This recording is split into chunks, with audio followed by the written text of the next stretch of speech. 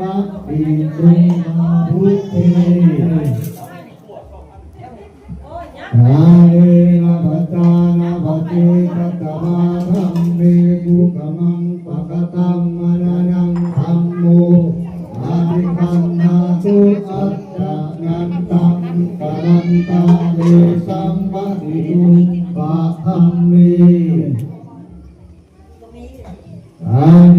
นะปัจจานะปัจเจตัสสะวาสังเกกุกมังปะกตังมรณังสเมสังวะติตุปะธัมเม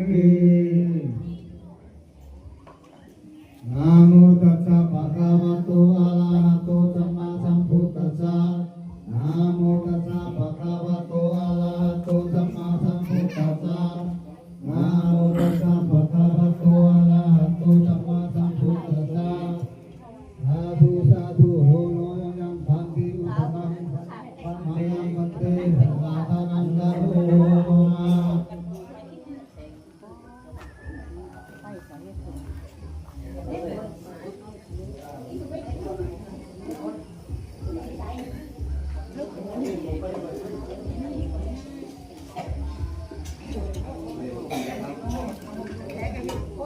มันจะทำดื้อเนื่องด้วยปีใหม่ตัวทางการเรียกว่าวันสงกรานต์คำว่าสงกรานต์มาจังว่า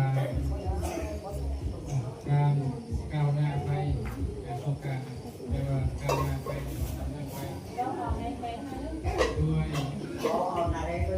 การขนของดิ้นได้มาดีไหม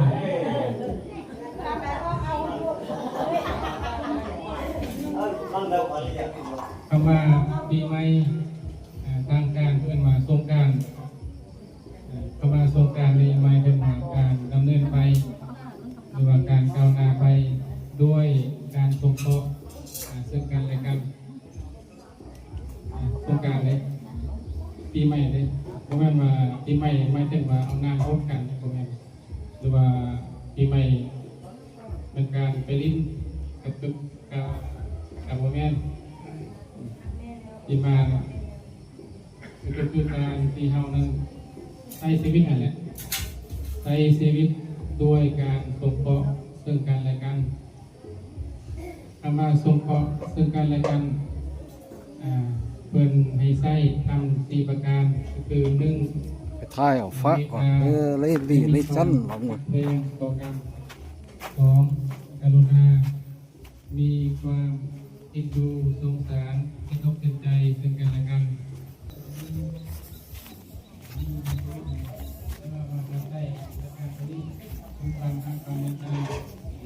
ความเอ็นดูสงสารซึ่งกันและกันมาใช้ในชีวิตประจำวันของเราเพื่อให้ชีวิตของเรานั้นเลื่อนก้าวหน้าไปด้วย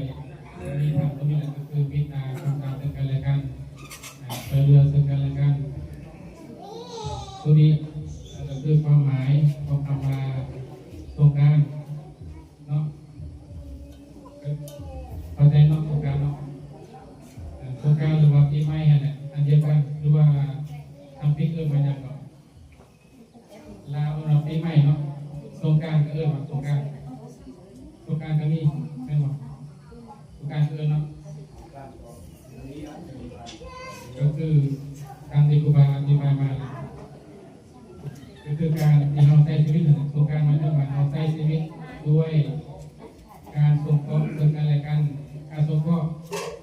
ต้องมีทำ4ประการคือ1คือหักแพง2คือเห็นอกเห็นใจ3คือบ่มีการอิจฉาริษยา